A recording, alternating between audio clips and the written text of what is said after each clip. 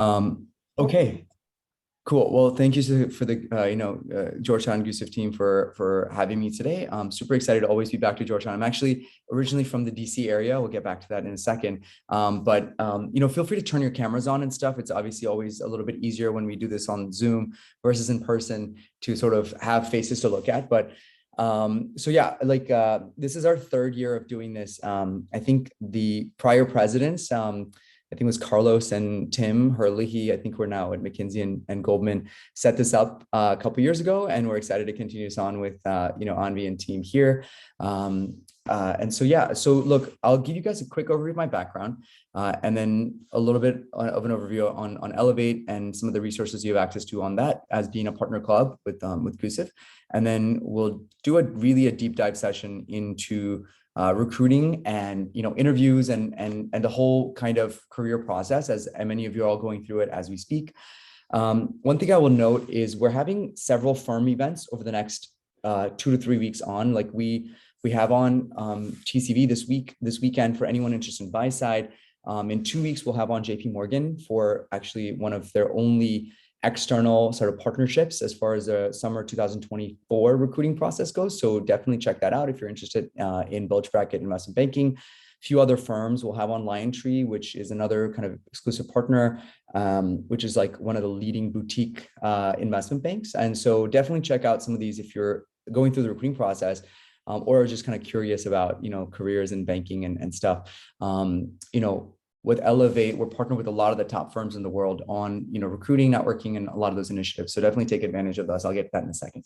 So what my background, as kind of Anvi mentioned, I'm sure on the email, I spent the majority of my career in investment banking and private equity. I started my career out at Goldman Sachs in our investment banking group.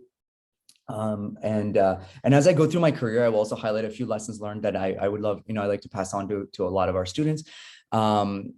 And by the way, let's keep this interactive, guys, because this is probably like my 30th session this recruiting season already. So I feel like we've spoken to 30 schools, but also there's everyone sort of is in the same boat here. So let's all work together as a team to see if we can, I can give you all advice on how you're navigating the recruiting process. Most likely I've seen this question at all these universities, right? We were at UVA last night, Duke the night before. And so we've probably seen a lot of these questions.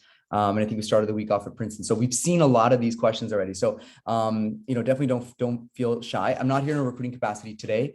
I might be in the future, but I will be in the future, but not today. So I started my career off at Goldman Sachs. I know I was banking group. One of the questions I get asked a lot about is, hey, how did you pick sort of, GS, or how did you pick the industry group that you're in? I started in financial services. The advice I try to give all of our students is, kind of think about, have two things in mind when you look at industry groups you want to start off your career in. Number one, pick a group that you're genuinely interested or passionate about for whatever reason. For me, financial services was really interesting because it's 50% of the S&P, and we're coming out of the financial crisis, right? So what more could you want in terms of, disruption and growth and things like that? So I chose financial services. It ended up working out. And the second criteria I'd give you all is look 4 years ahead, look 3 years ahead. We're operating in an increasingly industry, important place in the world right now, right? So if you can get experience in an industry that you're passionate about, and then take that to continue your career, you're almost better off because, you can kind of get your career started a lot sooner. Again, we'll come back to that if folks have questions. So I spent my first couple years in investment banking. I got to lead, this is totally good fortune, and I'll get to sort of how do you align yourself on really, really high profile deals and how do you do a good job at the firms that you're at. But I ended up working on and leading as an associate 3 of the largest deals that we'd worked on at Goldman since the crisis. So I led the $3 billion IPO of Synchrony. I led the largest, which is the largest IPO since Facebook. I led the $25 billion split off of SYF, which is also one of the largest spin-offs in history. And then I also led the $100 billion divestiture of G Capital. So I'll talk to you a little bit about how do you maximize in the early part of your career experiences, deals, transactions, such that it sort of gets you on this rocket ship, I suppose, over the rest of your career. After banking, I transitioned to private equity, as a lot of folks do. I got the opportunity to join Goldman's private equity fund, which is about a $100 billion fund within GS, as a senior associate principal, and then I made vice president there in about a year. And then there we were investing in financial technology, financial services, all kind of array into finance. Financial services.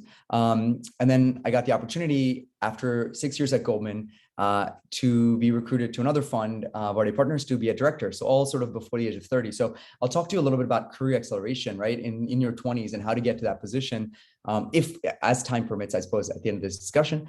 The other thing I really encourage everyone on this call to do is to take on leadership roles, no matter what firm you go to.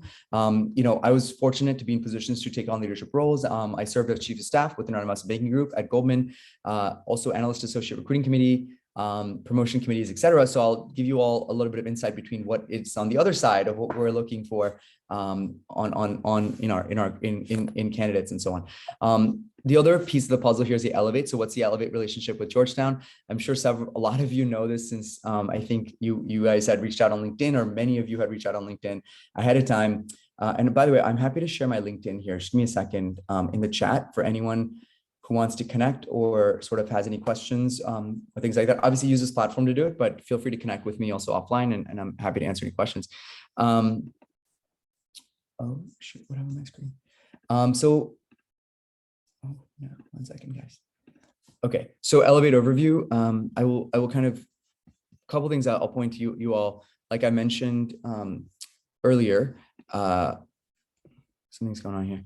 So we'll get to our partner firms in a second, but what is Elevate? It's the largest network. I founded this about 2 years ago, and it's now become one of the largest network of investment banking, private equity, hedge fund, venture capital, and growth equity professionals, and also students. So like you all, the goal is to sort of increase access to top careers, increase information and knowledge about top careers, increase the access to recruiting opportunities specifically, as well as increase access to broader networks and networking through this process. So those are kind of the 4 pillars and 4 platforms. We have a networking platform, which I think we have like a 2,000 person wait list now. So definitely use it to start networking with people. I feel like networks are your biggest source of capital throughout your career. And the earlier you can start on that, the better off you are. I firmly believe this, whether it's my undergrads or my MBAs, I will say the same thing. Learning, we've sort of opened the doors on a lot of these different careers. I think we have close to 500 videos on this from different professionals at different firms. So I'll preview that in a second. Recruiting platform, like I just mentioned, we're partnered with a lot of the biggest names and sort of prominent firms across different industries. So private equity, investment banking, boutique investment banking, growth equity firms, asset managers, MBA programs, et cetera. So these are just some examples of some of the firms that we work with.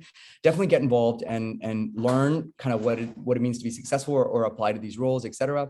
And then investing, we'll get to that later. These are just examples of firms and professionals we've had on. Like I said, we've had on over 70 firms and professionals here, just to give you guys a good sense of all of our partners. So when you get on the networking platform, you will be meeting your counterparts from 100 other clubs across North America. So if you're interested in healthcare investment banking or are going to, technology investment banking, use this opportunity to meet other people going to, TMT at Goldman or TMT at Bank of America or whatever, and really build your network that way.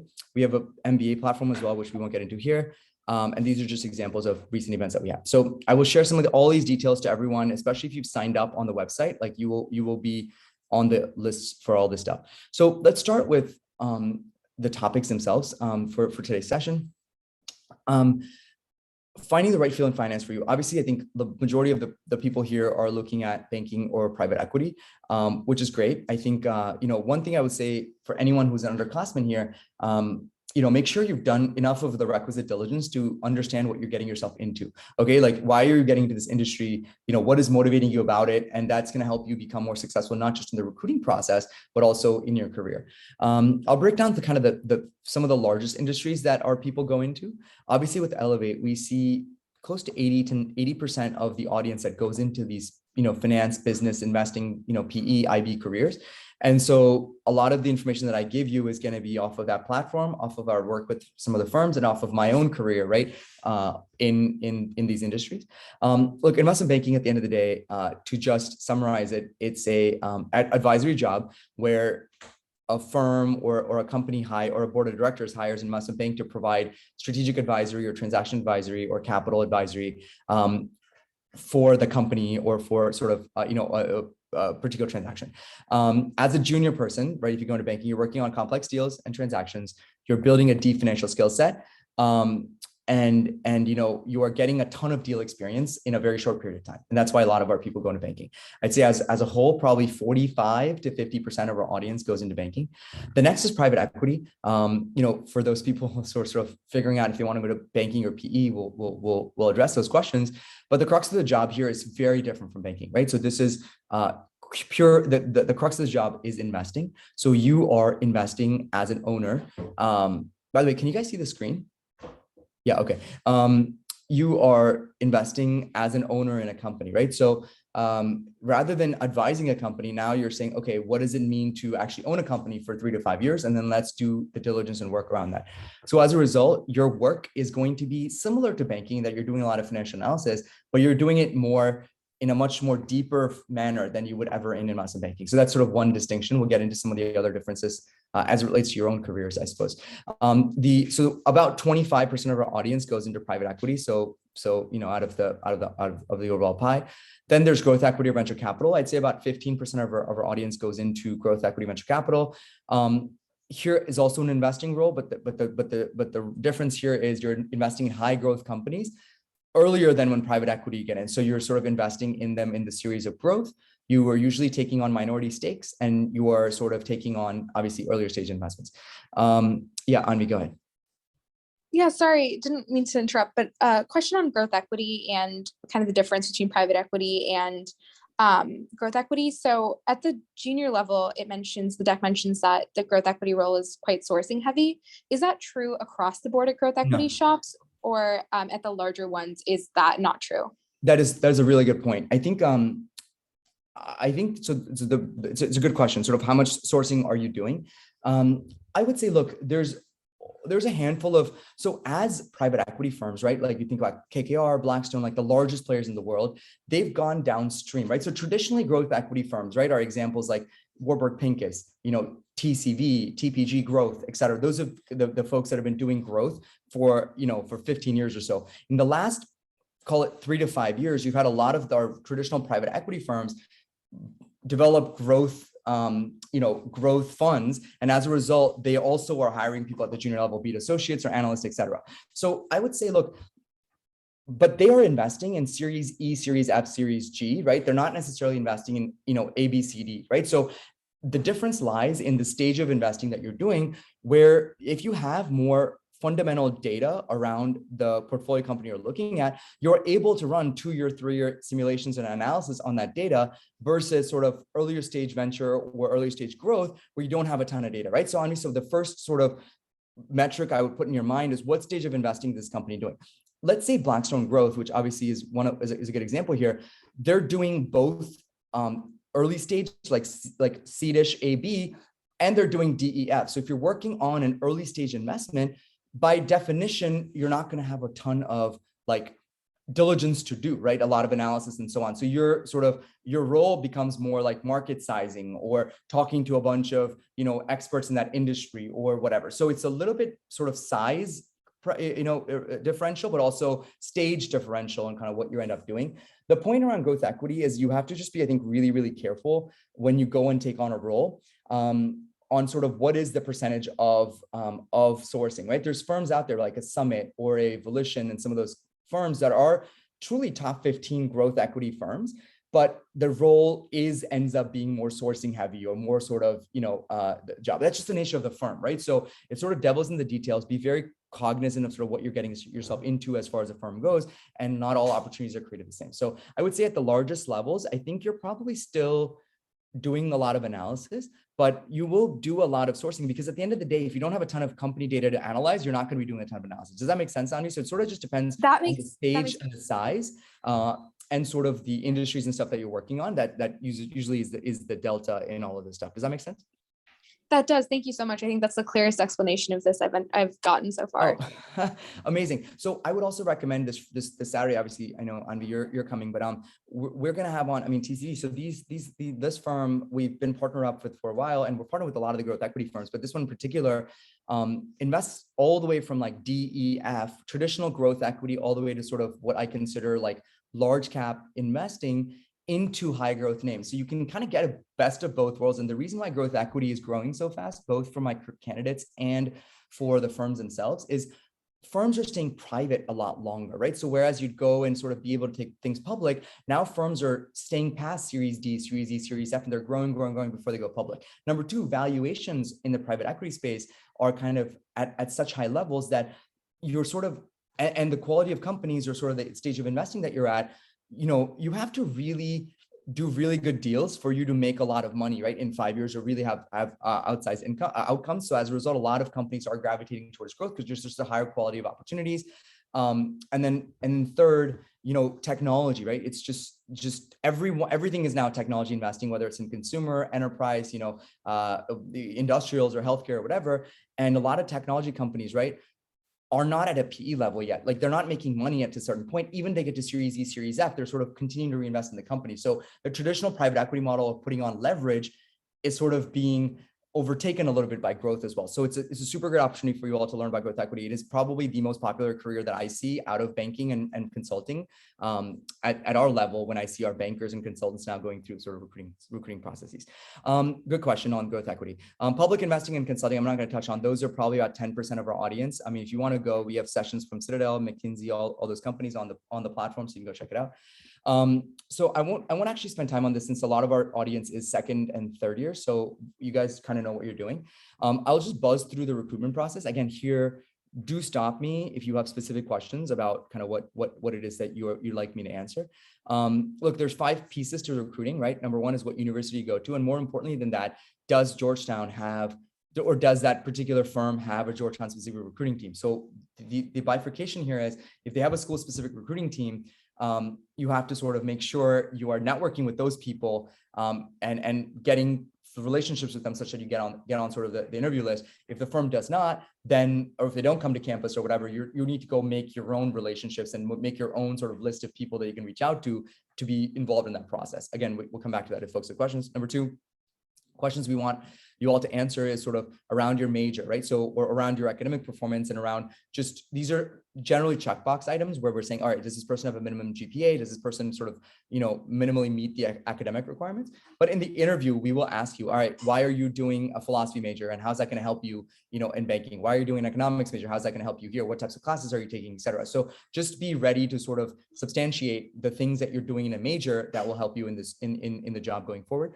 Then is internship experience. So the third piece of the puzzle here, for anyone who has an internship for this summer, awesome. The question that you will get asked is, why this internship, kind of show me the progression between what you did last summer to what you did this summer to why you want to do banking or PE next summer, right? So that's sort of the question you'll get asked.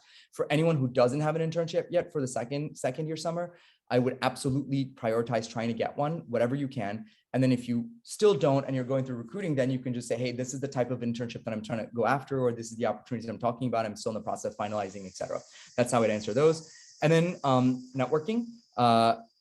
We'll get into networking in a second, but this is sort of critical because this is what makes a difference between us getting 100 applications, from Georgetown, and deciding which 30 of you all will get a higher view, or which 30 people will be invited to an internship, an interview. And so here, just really important to build relationships with professionals and then demonstrate your understanding of the job and role, et cetera, and leave them such that they can sort of make a recommendation of you as a candidate. Again, we'll come back to that in a second. And then finally, interviewing. We're going to spend a little bit of time on interviewing today, on sort of how interviews are structured, what types of questions you'll get asked, and how to approach, those areas. Really quickly, I'll highlight what are firms looking for. Again, we asked like 50 or 60 of our recruiters and bankers here on like, what are firms actually looking for? And it's some combination of these 8 or 9 things. It's analytical ability, right? Can this individual solve complex problems, working with a lot of data information? Because every day in banking or PE, you're doing something different, right? So there's no template. There's no like, hey, this analysis has been done before. You're sort of having to figure a lot of that stuff out. So we're evaluating you for that.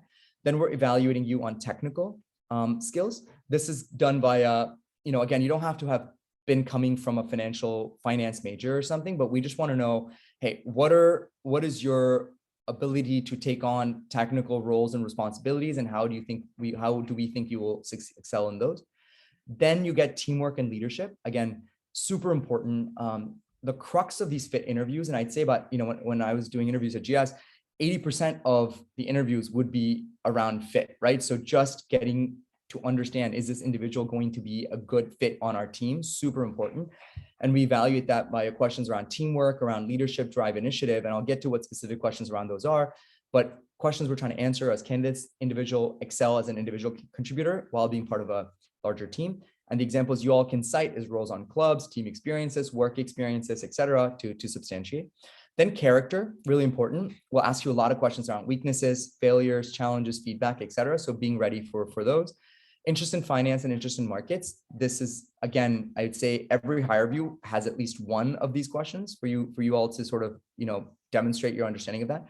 And then obviously curiosity about businesses and, business in general and communication. So folks have questions, we can dive into here. Anvi, yes. Yeah, I think quite a few of the folks on the call right now have done a couple hire reviews for the firms that have opened applications, but Goldman hasn't yet, and that hire review is going to be coming up for quite a few of them. So in order to answer that question, like tell me about a recent deal or tell me about the markets, do you have any advice there on what they should be mentioning, what a good answer sounds like, what you're looking for as someone who's reviewing hire reviews? Sorry, I was on mute. Yeah, good question.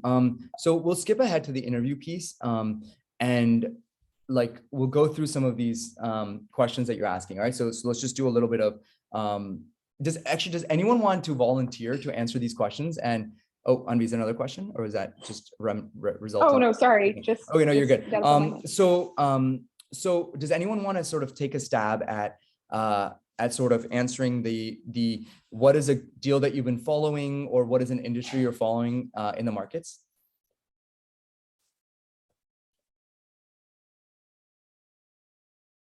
Okay, I'll get it started. So let's say you're going to ask the question, what is a recent M&A deal that you're following? So in order to prepare for this, there's a couple of different ways to prepare for it, right? So one is pick an industry that you think that you're going to tell them that you're interested in. So usually how this question comes about is like, hey, what industries are you following? You're like, hey, I really like, I really like healthcare. I really like technology. I really like, whatever deal, or whatever industry. And then we'll probably ask you, okay, cool. What is like one or two deals that you've been following recently in that space that you like? So again, you shouldn't be like alarmed by this question because you've obviously, hopefully, practiced for it already. So my structure in this would be, okay, so one deal I thought was really interesting. I'm just going to give you a sample answer on me and team. So one deal I thought was really interesting. I'll pick I'll just pick a dummy deal, and then we can go into any specific questions that people have. You can say, hey, I noticed, ABC Corp, which is a leader in work from home technology, has, or Zoom, for instance, right? Zoom, the company has acquired ABC Corp, which sort of provides, kind of an events platform around, getting people congregated around, around events, for instance.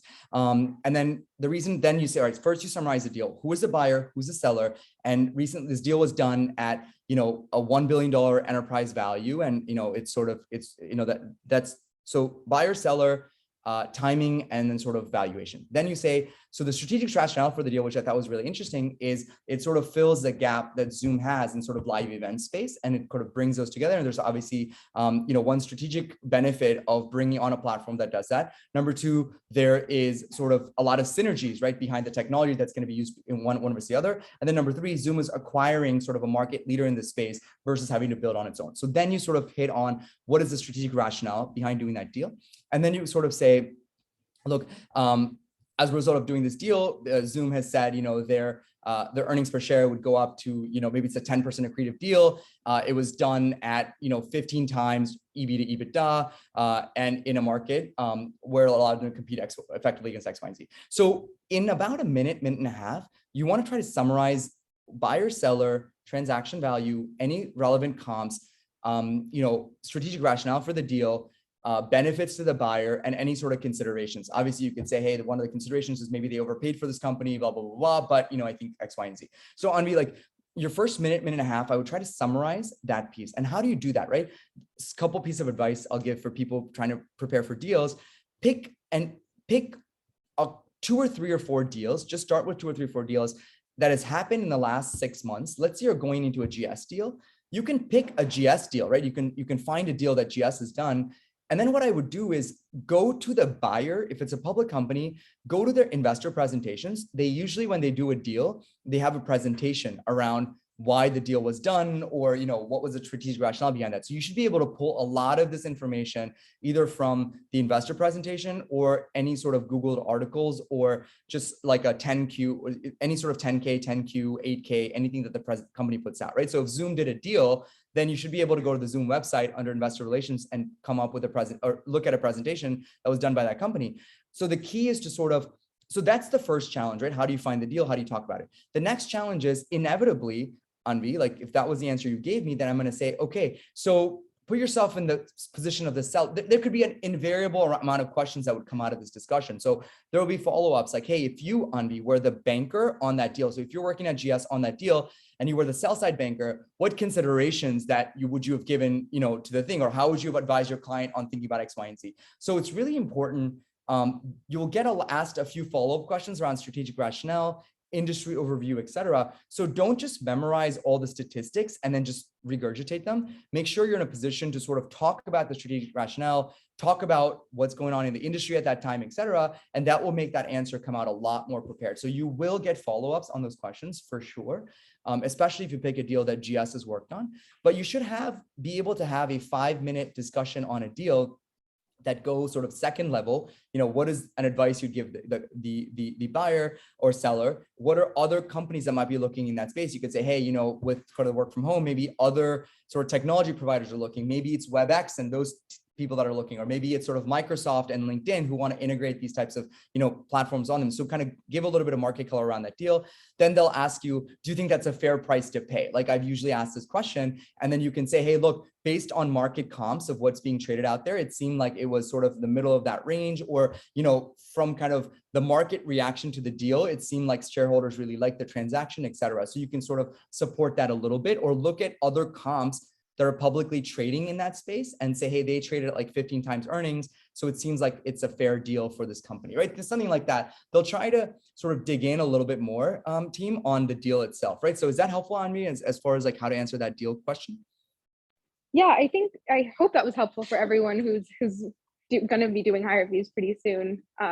Yeah. So yeah, I think that was a great summary. Yeah, of course. Thanks. I think, look, hire review is a little bit different, right? So I guess I should make a distinction here. Hire review, what I give an example of is usually like an in-person, like super day interview. If you're given something in hire review, like what is a deal you're tracking, or what is something in the market you're tracking, you would just do the first 2 minutes of what I talked about. Hey, one deal I think is interesting is recently, or in February of 2022, Zoom bought this live, events platform, which is the leader in the event space. They bought it for $1 billion of enterprise value at about 15 times, EV to EBITDA. The reasons for the transactions are as follows: it gives Zoom X, Y, and Z, and then the share price reaction of Zoom was was solid, that it went up X, Y, and Z. And the reason I like the deal is because it creates sort of a market leader in the space, blah, blah, blah. So that's all you need to do, right? That's sort of like a succinct way of putting the transaction. Obviously, if they ask you in a live interview, you should be ready to do more stuff. Other variations of this question are things like, what is an industry trend you're following? I mean, that's less common. It's either a deal you're following, or they'll say, what do you think about the interest rate environment? Or what do you think is going on with the asset price environment, or like the inflationary environment? So again, it is going to be either a deal specific question or a market specific question that you'll get in hire reviews. Other questions you might get in hire reviews are like, why do you think you'll be a good investment banking analyst, right? So for that type of question, I would sort of summarize, say, after having a lot of these conversations with, a few other GS current analysts or incoming analysts, I think the 3 most important things that an analyst needs to do are, be a great team player, be extremely resourceful, and have really great analytical skills. The reason why I will think I'll be a great analyst is because, I've operated in team environments in so many different ways, both at school and at work. And here's an example. I think I'm very resourceful. Here's an example. And, I'm very analytically capable. Here's an example, right? So again, all of these sort of in that 2-minute window, how do you present a structured answer that gets them to be like, okay, this candidate A knows what they need to be doing, and B can actually show evidence that they can actually do that well. Again, if there's specific interview questions, like Anvi just asked, feel free to ask, and we'll go through these. We'll go through a few more interview questions in just a second. Then like you have behaviorals. Before we jump into that, I guess we're about 35 minutes in. Does anyone have sort of questions that I'm going to pause here for a second and open up for any questions that people have, and then we'll go back to the deck in just 1 second. Oh yeah, Pranav? Yeah, so I have a quick question. First, thanks for hopping on with us. It's super helpful. So I mentioned on the slide before, it said, why this firm? What's a good way to go about answering that question? I guess we could start specific to GS, but what would be a good way to structure that in terms of your thought process? Yeah, good question. Yeah, of course, you're welcome, guys. I think so. There's a couple ways you can do this, and sort of maybe here's my approach to that. Usually that's followed. Usually the order of operations is, tell me about yourself. Okay, so now you go and tell me about yourself, and then they'll say, hey, why are you interested in banking? Okay, so like you'll say, whatever, and higher views you do get why GS or why the specific firm. I think the things you want to highlight in that question are, look, number one, if this is true, but let's make sure where you are in the process, but you sort of say, as I've gone through the recruiting process, I've really enjoyed every single person I've met at JP Morgan or at Goldman Sachs or insert whatever firm here. Specifically, I've had the opportunity to talk to 3 or 4 analysts, and how they describe to me the culture of having a lot of responsibility as a junior, but also working in sort of a collegial environment, is something that I'm really seeking. Personally, I'm a very strong team player, as evidenced by X, Y, and Z, blah, blah, blah, blah. And I also love taking on a ton of responsibility. The reason why you position that point around people you've spoken to is because there's 2 reasons. Number one, you point to the fact that you have been networking, right? So you do know people. And number 2, it's a little bit awkward to sort of just say, hey, I'm really good at, X, Y, and Z. You say, hey, like, this is something that people say is part of this culture. And I think I can be successful here because I can take on a bunch of responsibility and I can work in a good team environment. So the first, again, we can reverse the order of this depending on where your strengths are. So the first thing would say, hey, I've talked to a lot of people. I've enjoyed what I've learned. They've taken sort of a interest in me as a candidate, and they've described X, Y, and Z, whatever. Number 2, I think you say, look, if it's a boutique investment bank, an elite boutique, you say, hey, I'm particularly interested in elite boutiques because deal teams are lean. You get outsized responsibility as an analyst on the deals itself, and you get to work on a lot of strategic transactions, which is where I want to be. So you want to make that question a little bit specific to the firm. Similarly, if it's a bulge bracket bank, you say, hey, what I love is sort of you get to work with really market moving clients on very large and strategic important deals, but also, you get to work with a bunch of people across different deals. And so you have the opportunity to learn a lot from multiple MDs or multiple VPs, et cetera. And, you have sort of the ability to learn and add value, kind of across the value chain. So I make it a little bit specific. And also you can say, hey, look, I like the fact that GS has, industry groups within, or M&A within industry groups. Or you could say, hey, I like the fact that, as at a bulge bracket bank, you get to do not just M&A, but also get to do capital markets and other transactions. So sort of fit it into sort of the story that you're trying to spin about that particular boutique or bulge bracket. And the third thing I would say is, look, the third thing should be a little bit more personal, right? So it'd be something like, hey, I'm really looking for this type of environment, or I'm really looking for these 2 or 3 industry groups. And I've spoken to a lot of people here, and that's kind of what I like. Or I like the track record in X, Y, and Z industry groups, and those are the types of deals I want to work on. Or, something like that. Usually by then you've run out of your 2 minutes. But my point is, like, trying to make it, number 1, about people you've met and how that's helped you in the process. Number 2, specific to the firm or the group. Hey, collegial culture or a lot of responsibility, whatever. Number 3, like bulge versus boutique, figure out what the differences are and give them that sort of pitch. And then finally, if there's an industry approach or something specific that you liked about that firm, look, at the end of the day, I'll be honest, right? There's not much difference between all these places. Like, they're all pretty much the same, right? So the work you're doing is pretty much the same. So the only differentiator you can give is, what has been my experience interacting with your people, right? So that's sort of the thing, because otherwise it sounds so disingenuous. Oh, JP Morgan is like I'm just giving names here, but like, or Credit Suisse is like the best like firm I want to work with. That's very subjective. Who knows? Like, who cares? You know what I mean? So, but by saying, I've done this and this is the people I've met, you make it more personal and also more sort of specific to yourself. So is that helpful, Pranav? Yeah, definitely. I just want a quick follow-up to that, if I may. Sure. You mentioned saying a few industry groups that you like, and I'm just curious, does that do more harm than good in some ways if you restrict yourself to that right off the bat? Look, it's a good question. It depends how you approach it. If randomly you just say, hey, I'm really only interested in TMT or tech without sort of anyone asking, or they're not in that group, then they're like, why the hell did he just say this? But if you sort of, they ask you like, hey, what groups are you interested in? A good answer would be, hey, I just genuinely, so this is how I would say, my goal is to get into investment banking for X, Y, and Z reasons. I am generally open to several different industry groups because I think you can learn a lot and I think it's exciting X, Y, and Z. However, if sort of, putting on the spot or what would be my favorite industry groups, the 3 industries that I'm really tracking are technology, healthcare, and consumer, or the 2 industries I'm really tracking are technology, healthcare. But you're going to get the follow-up, why tech, why healthcare, why, consumer. You can say, look, yeah, like I'm not by any means like tied to them as sort of a thing, but as I've just thought about my own interest, that's where I've spent a lot of time on, but I'm totally open to stuff. And then you say, I like healthcare for X, Y, and Z reasons, or I like TMT for this reason. So make sure you have answers for those. If you're pushed on it, you can say it. You don't need to unsolicited, say like, I really am just interested in one group, and try not to box yourself in, to your point. But if they put you on the spot, just say, hey, look, based on what I know, these are the 2 groups that I really like. But that said, I'm very open to sort of trying new things and learning new things or whatever.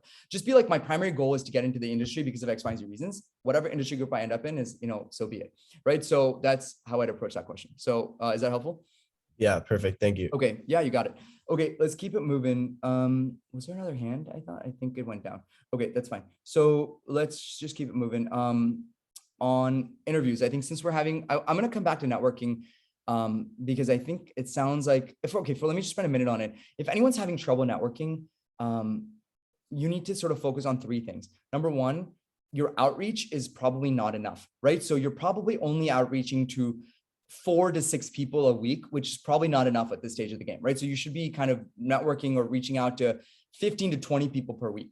Obviously, Georgetown has a great alumni base, a very, very like tight-knit alumni base, but you guys don't have a ton of alums, right? Like my UPenns or Columbias of the world where there's like hundreds of alums on the street. So you just need to be very targeted and be creative, right? So go to McDonough, right? The MBA school, and reach out to those people who were graduates from there. Go to sort of VP, MD level people, analyst, associate level people, et cetera. Just try to find a way in to networking. So number 1, your outreach probably needs work. Number 2, your communication probably needs work, where if you're only getting like a 15 or 20 or 25% response rate from Georgetown alums, probably really too low. So your communication probably is not on point.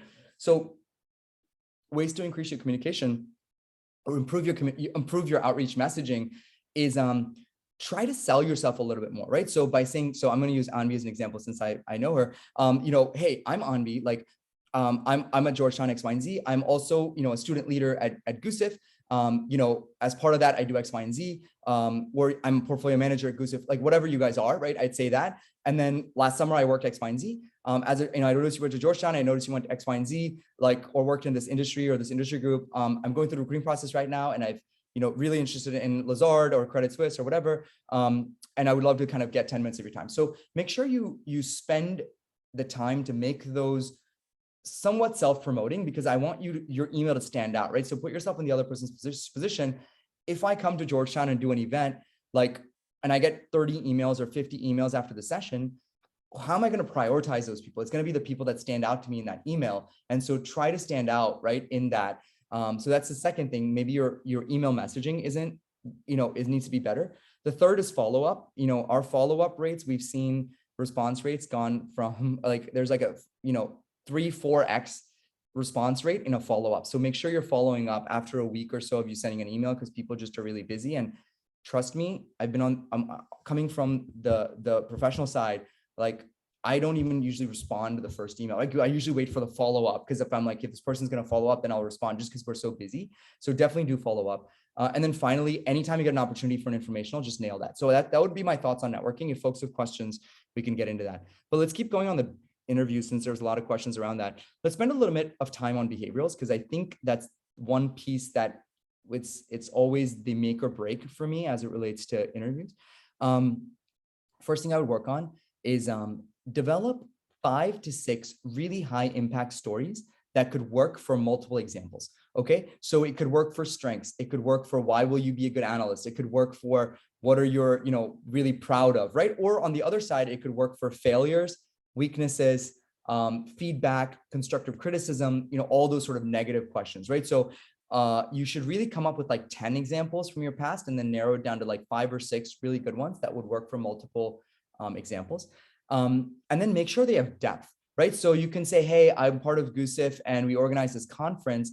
And that was a challenge. Be ready to be like, all right, what was the challenging aspect of it? What did you do to overcome that challenge? What was the action and results of doing what you did, right? So be ready to answer 2nd, 3rd level questions, because you're not going to get through all 6 stories in your interview, but you will get to 3 stories with depth, right? So you just have to sort of be cognizant of what stories you're presenting and for what examples and how much depth you can go into them. And for bonus points, try to showcase different parts of your sort of, background, right? Out of the 6 stories, 2 of them should be professional, right? It should be some sort of an internship related one or some sort of a, generally a work related one. So last summer, X, Y, and Z happened. This is the feedback I got, and this is how I improved on it. Or last summer or this school year, I worked on an internship where X, Y, and Z happened. So I like the professional stories a lot, and we generally like them. 1 or 2 of them should be teamwork, right? It should be, hey, I was part of a group here or a study group here or a club here or this or that sort of, this is what happened and this is how I dealt with that. This is the leadership role I took on. And then 1 or 2 should be personal, right? Hey, I, was a captain of my golf team in high school, or I was, whatever here. And, our coach quit and like we had to overcome blah, blah, blah, whatever. So I think having like interpersonal dynamic stories also important from sort of your diversity of stories, right? Then sort of let's go through some of these questions. Number 1, tell me about yourself. This obviously is one of the most important questions. Where people really get this wrong is they just tell me about themselves. So what they say is like, hey, I'm Kaushik. I grew up in the DC area. I went here for undergrad, or I'm here at undergrad. I interned at this bank last summer, and I had a great experience, blah, blah, blah. But in reality, what the 4 questions I'm trying to get you answered in that is that, give me your background. Why are you here? So why investment banking? Why are you interested in our firm? And why should we be interested in you, right? So those 4 questions you should really try to answer in that tell me about yourself piece. At least give people a little bit of breadcrumbs in there such that sort of they kind of are like, wow, this is an impressive candidate that kind of knows what they want and are sort of, understands why they're here and are willing to sort of tell us, right? So important for you to not just spend all the time talking about like 5 things that you've done in the past, right? So again, try to make a good, strong intro, because that'll set the tone for the rest of the interview. What are your strengths? Obviously, I think here the biggest mistake people make is they don't tie it to the job. Okay, so I'll ask you, what are your strengths? And you'll say, oh yeah, like I'm a really good leader, or I'm a really good, let's just take leader. I'm a really good leader. I'm the president of, GUSIF, whatever. And we like organize things around like 30 people or 100 people to come to our events, blah, blah, blah.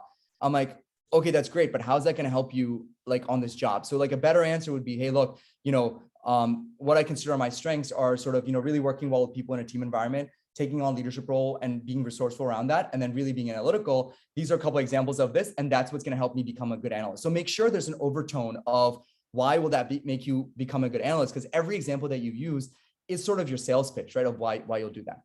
What are your weaknesses? All right, the biggest mistake I see people make on this question is like they pick either things that are like somewhat disqualifying for the job, or they're like, oh, I'm not really like that great with the I'm not really like, I don't love attention to detail, or I don't love this. Again, none of you will do this, but don't pick things that are like disqualifying for the job. But the other thing that I see people do is they don't really present sort of an action plan for how they're fixing that weakness, right? For instance, right, you can say, hey, one of the things that I've been working on is sort of delegation, right? As a leader kind of on this stuff. And one of the issues I ran into is that like I was doing a lot of the stuff on this project at GUSIF, but we didn't have a good team dynamic. But what I've worked on is I've tried to delegate more as part of that. And then now sort of this is what I'm working on. So don't just leave me hanging like, oh, this is a weakness. I'll be like, well, are you addressing it? Like, what are you doing about this, right? So try to give me an action plan of some sort of like, what are you doing to address that weakness?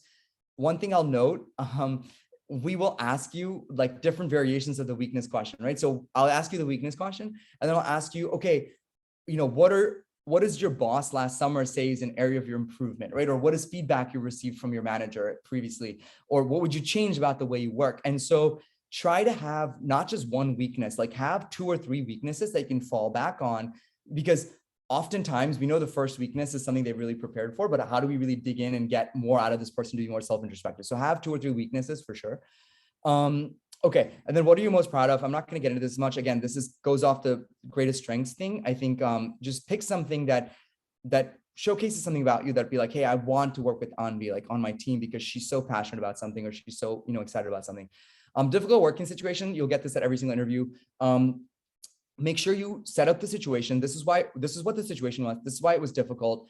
Again, this is what I did, my action to resolve it, and this is what the result was, right? So related to sort of the weakness question, what is a failure you've had? Again, we've asked this a lot. I think people, say things like, oh, my biggest failure is like, I didn't get into, Georgetown McDonough my first year. Like, okay, fine. Oh, well, right? That's fine, but you still are Georgetown. Like, you know what I mean? Like, it's not a failure, right? It's sort of like, try to be a little like, introspective in this, right? So, hey, look, like, I like really wanted to get, a finance internship for my summer. I'm giving you an example. Okay. But I really wanted to get this kind of X, Y, and Z internship for my summer.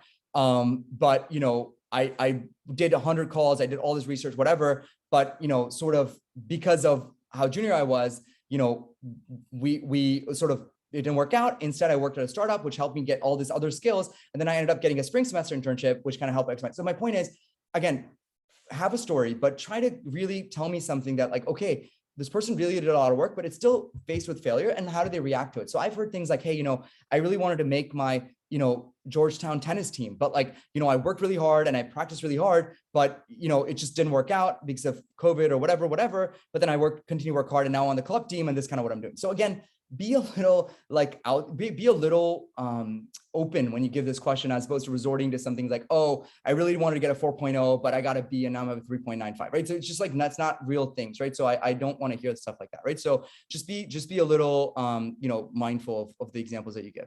How have you handled conflict? Really important.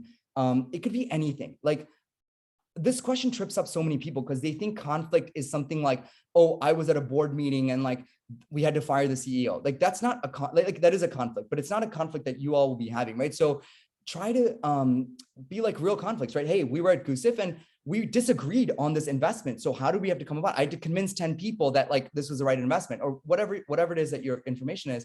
So again, as you can tell by this, I want you to be passionate about your examples and actually like be introspective about what you're sharing with people, because that is, the 30 minutes will go by like this, right? So make sure you're leaving them with the best version of yourself, right? As you go through the process.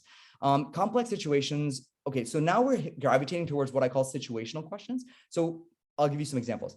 Okay, so you're on a deal at GS.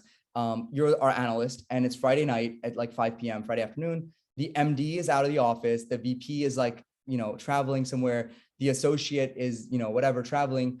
And the client calls you and you're the only one on the team. And they tell you, hey, I need this information packet, right? Like by tonight. And then you're like, oh, wow, like our VP hasn't seen it. Our associate hasn't seen it. Should I be sharing with them? But the client's like, I really, really need it. So how would you react to that situation? So that's an example of situational example, right? Or a judgment-based question, as we call it. Another example is like 2 MDs come to you, on a Friday and tell you, hey, I need you to work on this model and it's due on Monday. But like, what do you do? How do you prioritize? Like, how do you tell which one? There's no way you could do both of those over the weekend. So like, what do you do? So these are all like examples of situational questions. Again, I'm happy to go in to give you guys examples, answers on this, but I think those are the types of questions that I would prepare for, where, it's hard to prepare for them, but just like spend a second. Where I see people trip up on this question is like, they just give like whatever comes off the top of their head. They're like, oh, I would sort of, I would email my MD. And if I don't get a response, I would like send the client the model. Okay, that might be the right answer, but you haven't really thought through with me on it. So the better answer would be, hey, look, at the end of the day, we are in a client service business. So we need to sort of resolve clients, problems and make sure that they're happy and kind of give them what they want, give them sort of the solutions that they want. But at the same time, we have to operate as a team. So I would not want to present something to the client before it's been vetted by our team. So obviously there's a natural conflict here. So what I would try to do is mitigate conflict on both sides. On one side, I would literally, as soon as the client gets off the phone, or tell the client, hey, our MD and VP are not in the office. They haven't sort of signed off on this material. So let me, after we get off the phone, reach out to the VP and MD and try to get approval. And then you do that and try to get approval on this and give them a heads up. So communication. And then you'd also tell the client, if the client really pushes you, be like, hey, I haven't gotten approval, but, using your judgment, right? If it's something that you can share, you would do it. If not, you would just say, hey, I'm not in a position to share it. I will get back to you as soon as I get back from the VP. So what I want to hear in that answer is like the judgment piece. Hey, this is a factor I'm considering here. This is a factor I'm considering here. And this is how I come to that answer. Does that make sense to people? Like these situational questions? I really want to just understand, like, what is your thought process, right? Behind that deal or behind that decision. Okay. In the interest of time, let's keep moving. Finance technical, I think we tried to some of this. You'll get questions like why finance, why will be a good analyst? We talked about some of this stuff. What deals are you tracking? We talked about that. Why this industry or why general industries? You may also get, what do you think is going on in the interest rate environment? What do you think is going on with X, Y, and Z environment? So being sort of in a position to answer some of those questions. Look, if you don't know, like just say things like, hey, my understanding of this market is X, Y, and Z, but I haven't done a ton of research. I haven't spent a bunch of time, but I'm happy to sort of look into it and sort of, get back to you or something like that, right? Where it's sort of like, it doesn't like you may just not know the answer. So, and again, for technical ones, if someone asks you like, hey, what's the impact of deferred taxes on goodwill? You could be like, oh, honestly, like I know what deferred taxes are. I know what goodwill is, but I haven't quite, learned that concept yet, but I'm happy to sort of look into it. Or if you give me a little more information, I can work through with you, right? So same thing, applies to technical questions, which we'll sort of get to in 1 second. Under technicals, okay, yeah, Javier. Sorry, just a quick question about the technical questions and tracking the market. Do you recommend tracking M&A deals across all industry groups or specializing in specific groups?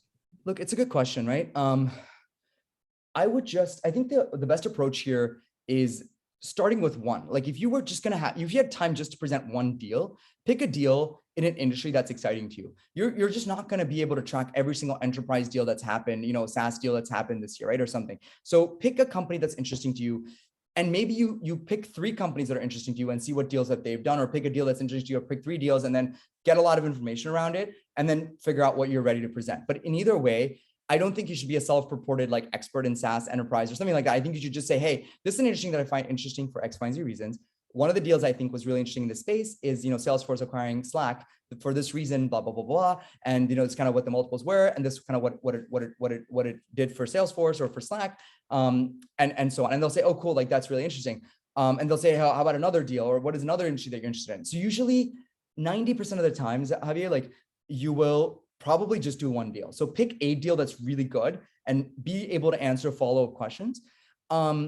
If you get to a super day and there's 3 interviewers, you might get it 3 different times. So try to say, hey, on the last interview, I used Salesforce Slack, but I'm happy to do some other deal here. This is another deal that I've been tracking. So just, it's okay. Because if you use Slack 3 times in a row, they'll be like, oh, this is the only deal that this guy's done, right? And that's like, he's just regurgitating like 3 times. And so sort of figure out what is working. So always have 1 or 2 backups in these interviews, because super days are like back to back to back, right? So you will have multiple interviews in the same period of time that you might have to go to your second or third answer, right? If that makes sense. I'll just spend a minute on technicals. Even before like all the memorization you all will be doing in terms of like financial analysis, et cetera, let's just try to understand, what are we trying to assess here? On the sort of valuation side, let me start with this. We're just trying to understand, does this individual understand the crux of what valuation means in investment banking? So you will get questions, you might get questions like, oh, what are the 3 types of valuation? And the very average answer to that question is like, oh, there's sort of comps, there's like, precedent transactions, and there's like DCF or whatever. But, a better version of that answer is like, hey, look, what are we trying to do with valuation? We're trying to find what is a, value or, trading value of a certain company, or what they should be worth. And there's sort of 2 main ways to think about that, right? So one is, how are they trading as it relates to competitors or other deals in the market? And then number 1, against how are they sort of trading on their inherent cash flows? There's pros and cons to both of those. I'm happy to go into those, but generally, on the comp side, we're looking at, comparable companies where other companies are trading like them and then using multiples for that. precedent transactions, we're looking at other deals that have happened in that space and how they're trading against that. And then on the intrinsic valuation side, we're looking at DCF, which is taking the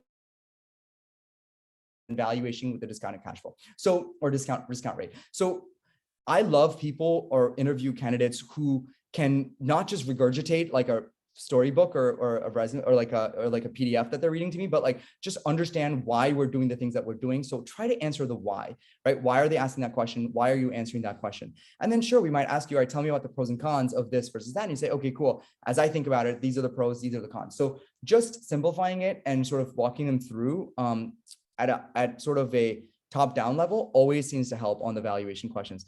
And then finally on like the accounting, enterprise value, all that stuff.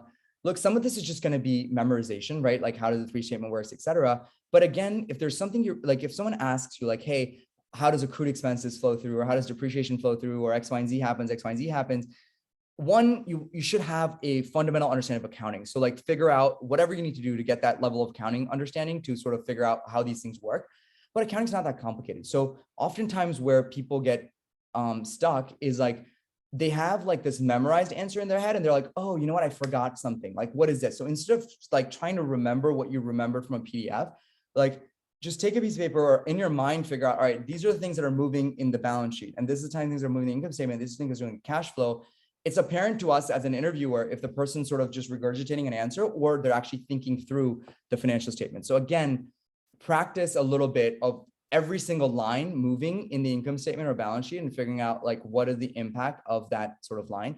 Again, it's just something that it's like a necessary evil here on the technical side, but it never for me makes or breaks an interview. Like it could certainly break an interview, but it never makes an interview for me. Like I would never hire someone just because they nailed their technicals. We would always sort of focus on people who get the fit part right as well. So in the technicals though, you need to sort of get ahead of accounting. You need to get ahead of valuation. We just talked about that. You also need to get ahead of, and this is the last slide I'll cover in the interest of time, merger modeling. You might get a lot of questions, right, around merger modeling. The crux of merger modeling is, does company A plus company B greater than A plus B, right? And the reason why that's important is that's the crux of what you're doing as an investment banker, right?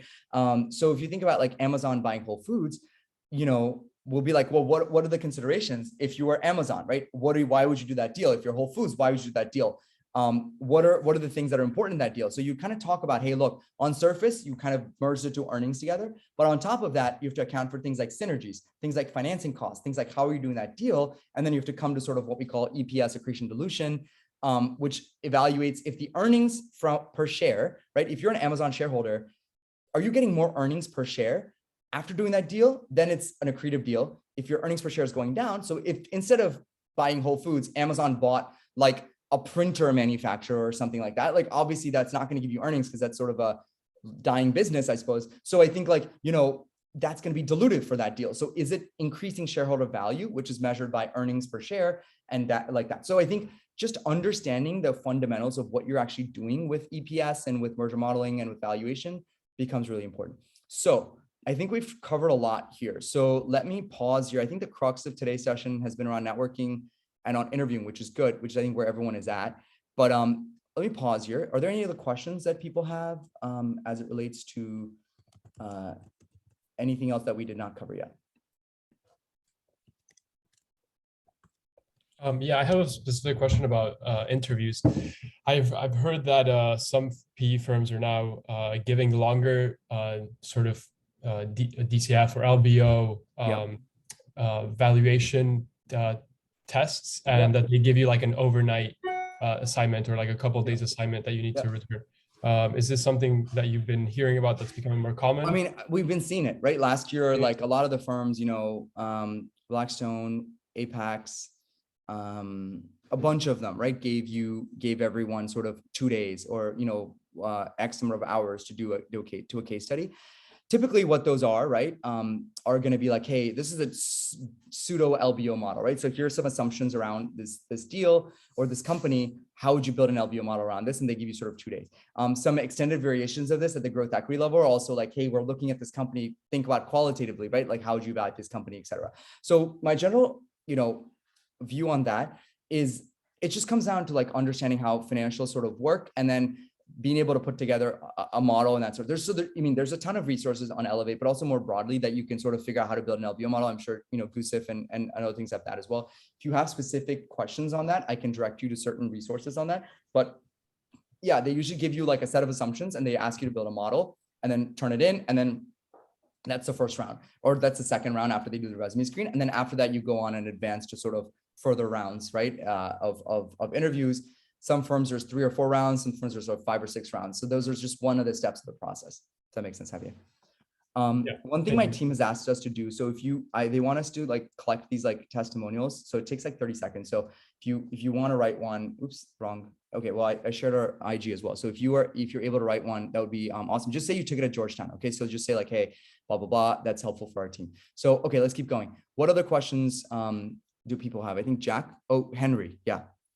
Yeah, so just really quickly, if you do have like a lower hit rate in the networking emails, do you recommend in sending those emails that you attach your resume, or do you think that makes it look too much like you're going for something? No, I think if your resume is like, it has 1 or 2, like, do you have some sort of finance experience before?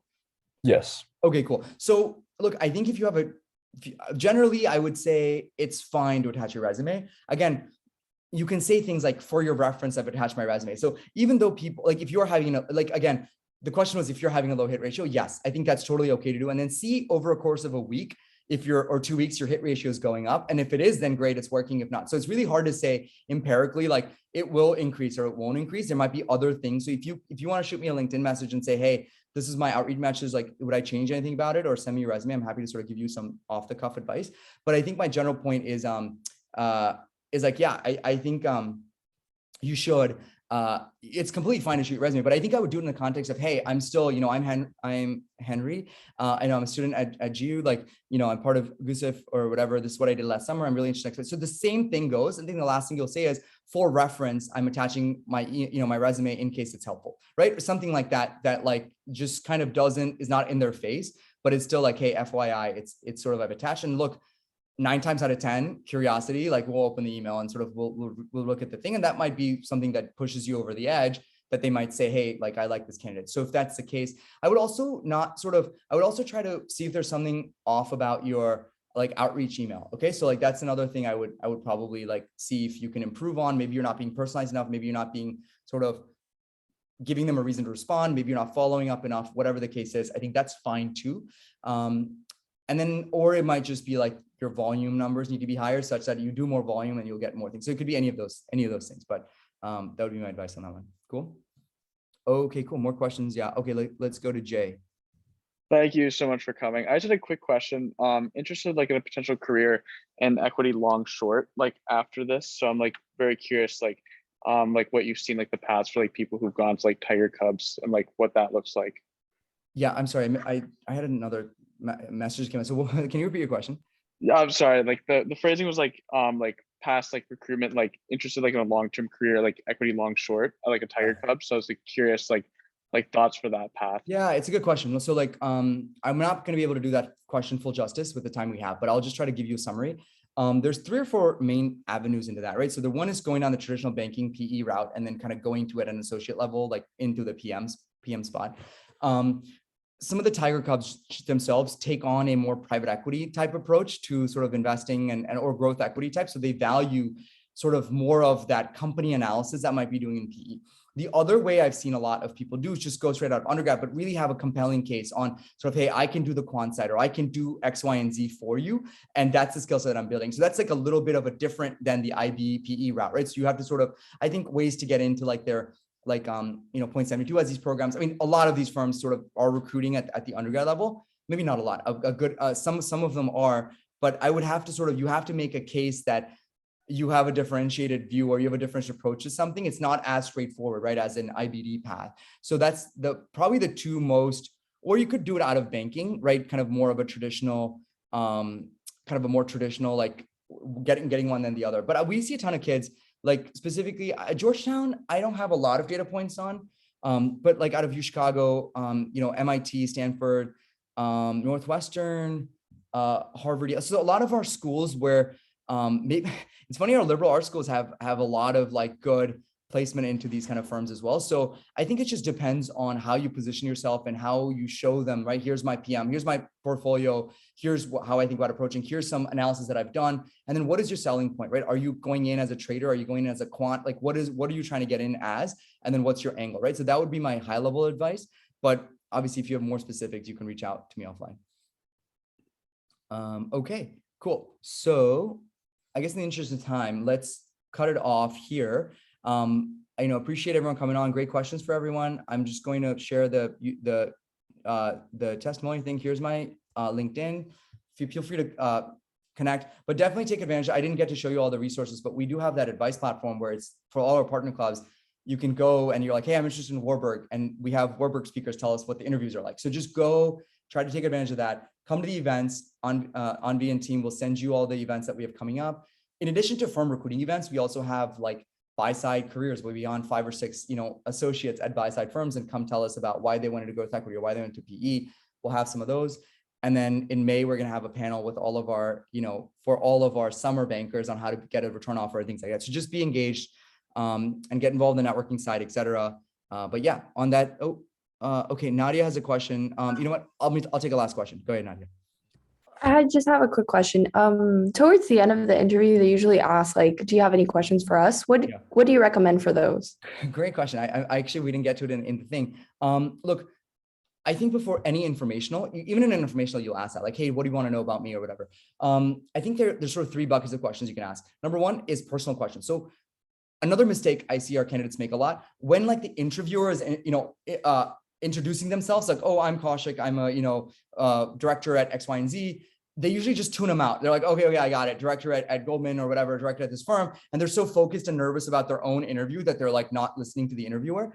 But guess what? In that interview, they'll say, hey, I work in financial services. Like, these are the types of industries that I cover. This is the kind of my trajectory to the firm. So they usually give their own elevator pitch for 30 seconds, right? When you're in an interview. So the biggest mistake I see your candidates make is like, they don't pay attention. And then they're like, well, I don't know what to ask because like, I was so nervous with my interview that I have no idea who this person is, right? I just know they're a director at this firm. So the better approach obviously would be to listen to what they say. And even at that point, immediately come up with a question. Like if that question gets superseded through the course of the interview, oh, well, you can toss that question out. But just at that point, if I say, hey, I'm a director X, Y, and Z, I kind of serve in IB to PE, already I have a question in my mind. Or, what made you transition to there? And, or like, what was the most, coolest deal you worked on in IB at Goldman, right? Something, even if it's kind of crappy, like it's okay. Like just come up with something at that point so that your mind has it in sort of short-term memory. And in 25 minutes, you can regurgitate that question, right? So just form that question as they're giving their intro, because trust me, you're so nervous that after 20 minutes, you're going to forget like who they are, what their background is. So that's the first type of question I would ask you, have you ask people is personal questions about their career. Number 2, you can ask them about specific things in an interview. So the other mistake I see people make is like, let's say, you ask me a question, like I ask you a question, Nadia, like, hey, like, what is the deal you're following? And I say, blah, blah, blah, like, blah, blah, blah. And then you say, okay, cool. Like, I just say, hey, yeah, that's similar to this company that we looked at in Europe, blah, blah, blah. And you're like, okay, make a mental note. So this especially works well in an informational interview. Ask follow-up questions to things they've just said. Don't just go like bulldoze through your list of stuff, right? Like, be like, oh, that's interesting. Like, how did COVID impact that? Or how did X, Y, and Z impact that deal? Or how did like payments technology changing between Europe and, US impact that? Like, whatever the question is, like, if I'm hearing active engagement and listening, super impressive, because it shows me that this person not just is like their own agenda, but it's actually listening to me. It just makes for a better conversation. In an interview, like, the first is a personal question, like career related. The second one is like deal related question. So if they say, hey, I work in FIG or I work in, TMT, be like, hey, given how valuations are right now and sort of all this money and sort of PE, what are you seeing as the most important trends in sort of post-COVID world with your clients? Again, something like that sort of says in TMT, like what's going on or whatever, right? So make it a little bit industry specific. Or if they say I worked on this deal, be like, hey, I noticed you said you worked on that deal. I'm really curious, like how did you guys handle this like COVID adversity or whatever that happened? So again, it goes back to active listening, but now it's more deal specific. And then the third one is a firm specific question. Okay, but in this, don't ask questions like, oh, you know, what is the summer program like? Or like, what is the work-life balance? And, you know, those are all bad questions. So, you know, ask things like, hey, you know, what have you found to be like the most, you know, successful things that an analyst does in order to kind of get promoted to associate? Or like, what, on a deal, right? Like what are your analysts doing on a day-to-day basis, you know, on a particular transaction, something like that, that sort of links up. Obviously don't ask something that, like that last question is a borderline question, because you don't want to ask something that doesn't show that you don't know the deal. But I think saying things like, hey, a question like, what is the secret to success for an analyst to become an associate? I think that's a great question. Or what's helped you kind of, you know, succeed at the firm for so many years? Or like, you know, I noticed you spent some time in Europe. Like, how did that, you know, mobility program help you in your career? So anything like that, that's sort of firm related as well. All good questions to ask. Again, if there's something specific that person says that piques your interest, feel free. If it's an industry specific that you're really interested in, they're a healthcare person, you're a healthcare person, be like, hey, I love healthcare. How are you guys doing through this? Those are obviously bonus questions, but your question, I think, is more around general like advice, right? General questions. And that's how I deal with just general questions. Active listening, follow up, reaction to things that they've actually said, and then personalization are always good ways to sort of make those questions stand out. Okay, cool. All right, we've done a lot. We're over time. And so yeah, hopefully everyone found this helpful. We'll send follow-ups to stuff, and Anvi, I'll turn it back over to you. Thank you so much, Kaushik. I really, really appreciate this. I'm sure everyone who's still on definitely concurs. Definitely really, really helpful. I wish we had this last year when I was going through recruiting. Definitely would have changed things a lot. Yeah, I'm happy to help. Obviously, like the thing about the platform with Elevate is I try to do this for the undergrads just because I think there's so much barrier to entry, but I let my professionals do this for the PE stuff, right? So when we have one of these panels, you will hear from other people who've been through the process. So really take advantage of all of these sessions, because there's just no other platform out there that's going to give you access to so many like learning and professionals directly from industry professionals. And that's by intention, right? We want you all to be successful, but not just successful in banking or PE. That's not my mission. My mission is to have you all be successful in your careers, right? Trust me, when you go into banking, you're going to come back to us in 2 years and say, hey, now what do I do with my career? So we're trying to, the goal is to help our people out every step of the process. So definitely take advantage. Also help other people out, right? Everyone, once you're successful in the process, get on leadership roles and help the next generation. And that's kind of what helps Elevate be successful over time as well. So on that note, Javi, I know you have a question. We're so past time. Can you just text me on LinkedIn and then I can take it there? Is that okay? Surely, yeah. Thank you so much. Yeah, of course, team. Okay, I'm sorry, Javi. I'm so sorry. But I will let you all go, and then we will talk to you soon. Okay. Bye-bye, everyone. Kaushik, do you have a couple extra seconds? Just wanted to briefly say thank you so much for coming and explain kind of. So the processes have just gone by so fast that quite a few of our folks have already gotten offers. Yes, I know. So we actually have a couple. 2 of our PMs now have KKR offers, and we have 2 have their Bank of America offers. And so because of that, the number of sophomores still going through recruiting has just fallen immensely in the last 3 weeks. And so that's why our numbers are much lower than no, that's totally fine. I know Gusev for like a long time, since like Carlos and Tim. So I think like what we should do, I think what we do for all of our other schools, like I actually speak in the fall for all of our sophomores and freshmen. And so like, and we do something much early on. I think Georgetown this time, I think given my schedule mostly, like it's the last school we've done. So by virtue of that, like a lot of our students have offers. So I think I would do this in September, and then probably with most of our schools, I do them in January, early Feb, so that it's sort of like more, more impactful. So it's just a scheduling thing we can fix later on. So I'm happy to hear though. That's the goal, right? A lot of people having offers. That's great to hear. Yeah, definitely. And I think this is like incredibly helpful. And I'd love to schedule something for next semester in September, October. Like I know that's quite early, but yeah, I'd love that. I think why don't we do this? I think given COVID, I can't be everywhere now, but usually I get invited to all of our Northeast schools, I'm happy to come make a trip to Georgetown. And okay, perfect. We and together with Gusev and GCI, which is the other big group that we're part of. And we and obviously I know those guys also really well, just like your team. So I'm happy to do one collective event, and that way we can even do like an hour and a half, and that way I'm already there, and we could just like maximize. Perfect. Perfect. Yeah.